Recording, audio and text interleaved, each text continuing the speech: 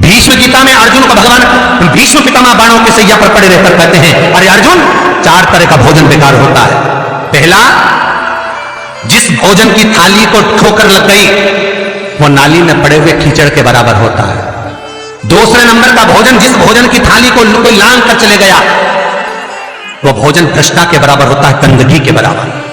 तीसरे नंबर का भोजन, जिस भोजन की थाली में बाल पड़ा हो, केश पड़ा हो, वो दरिद्रता देने वाला होता है। और चौथे नंबर का भोजन अर्जुन, अगर पति और पत्नी अगर एक ही थाली में भोजन कर रहे हैं तो वो मदिरा के तुल्य होता है। यदि पति और पत्नी एक ही थाली के अंदर बैठकर भोजन कर रहे हैं तो वो मदिरा के तुल्य है। भीष्म गीता कहती है, अर्जुन, पति के जीवने के बाद अगर पत्नी उसी थाली में भोजन करती है तो चारों धाम के प्रसाद से बड़ा महाप्रसाद बन जाता है। और यदि पति और पत्नी का नियम है कि हम दोनों तो साथ ही भोजन करते हैं तो हाथ जोड़कर निवेदन है, साथ भोजन करो, मना नहीं है, 2 थाली अलग अलग लगाओ। पर पति के साथ बैठकर एक थाली में खाना रोज प्रतिदिन मदिरा को निगलने के बराबर है। मदिरा को कई लोग कहते हैं एक ही थाली में भोजन करो तो प्रेम बढ़ता है, प्रेम बढ़ता है। शिव महापुराण की कथा कहती है, पति और पत्नी अगर एक ही थाली में भोजन करते हैं, एक ही थाली में अगर पति और पत्नी भोजन करते हैं तो उस घर की दशा देखिएगा।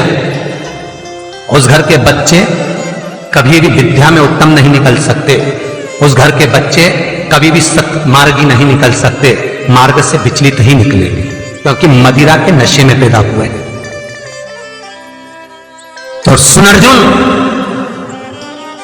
सुन, यदि बेटी कुंवारी है और बाप के साथ में बैठकर भोजन करती है तो उस बाप की कभी अकाल मौत नहीं होती है, क्योंकि बेटी बाप के काल का हरण कर लेती है।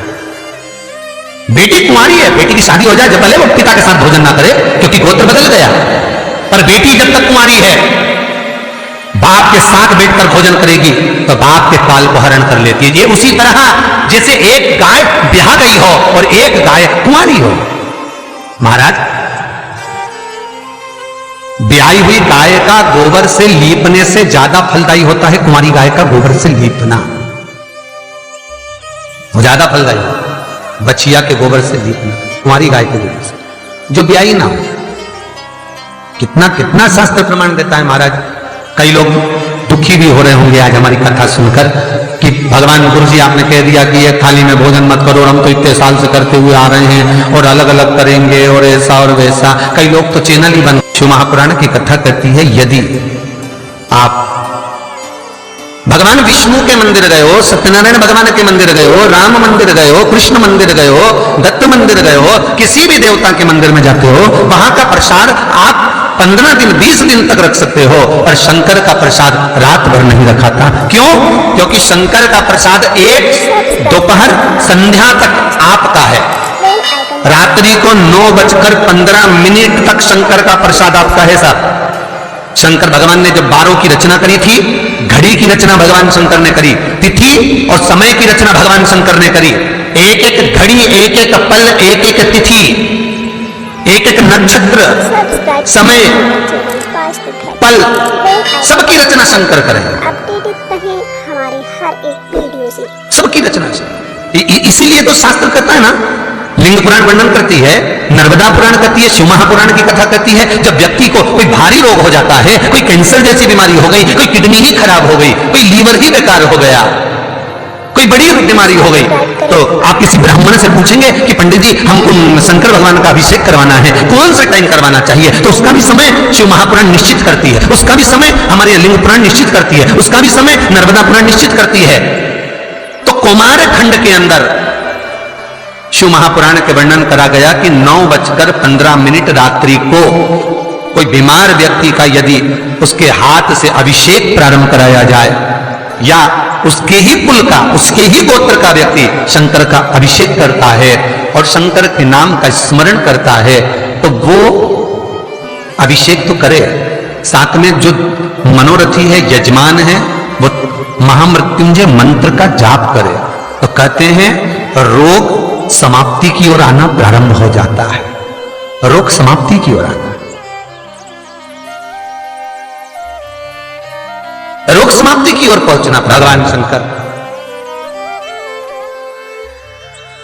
पावन कथा कहती है, एक कलश के अंदर महाराज दूध ले लीजिए, उसमें काली तिल्ली डाल लीजिए, थोड़ा सा आंवला, सूखा आंवला बाजार में मिलता है, उसको डाल दीजिए।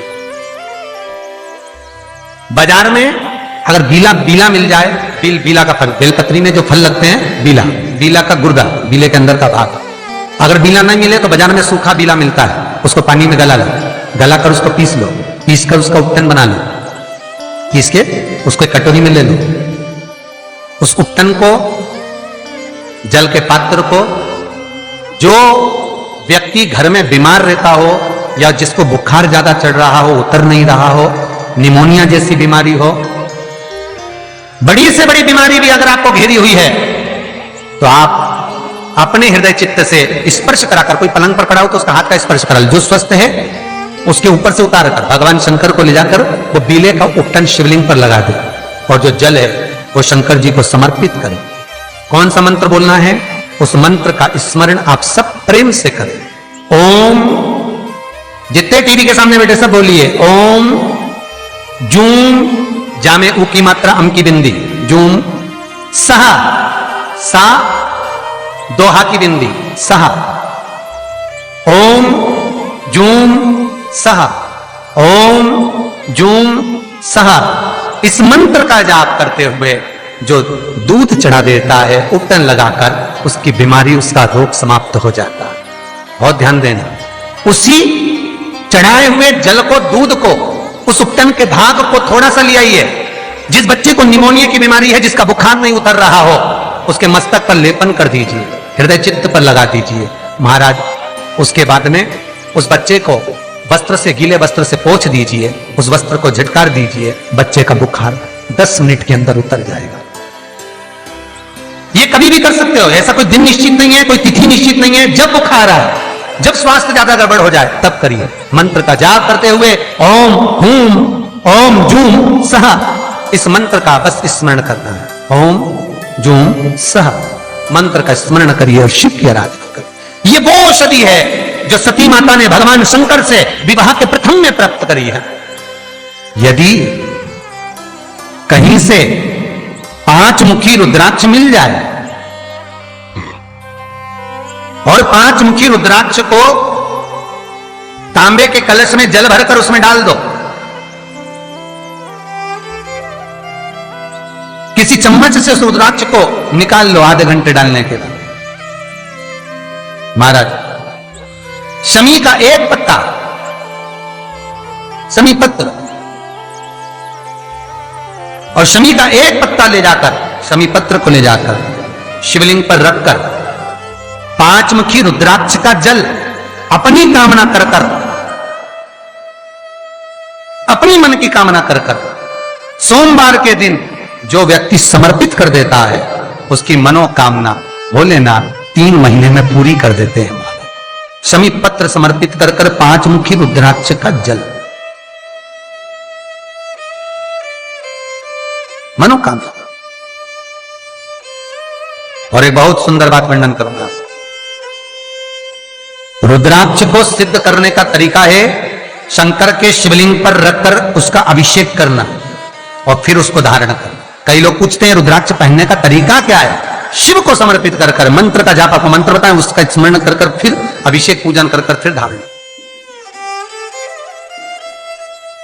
एक छेदित रुद्राक्ष होता है जिसमें छेद होता है या छेद करा जाता है। एक बिना छेद का रुद्राक्ष होता है जिसमें छेद नहीं होता। जिस रुद्राक्ष में छेद नहीं होता वो कार्य में सिद्धि अधिक देता है, सिद्धता प्रदान करता है, वो खंडित नहीं कहलाता। बड़ा रुद्राक्ष उसमें छेद करा जाता है तो वो खंडिता का भाव आ जाता है, पर जिस रुद्राक्ष में छेद नहीं होता वो पावर ज्यादा देता है, प्रबलता ज्यादा देता है, सुख ज्यादा देता है। श्री शिवाय नमस्तुभ्यं, श्री शिवाय नमस्तुभ्यं, श्री शिवाय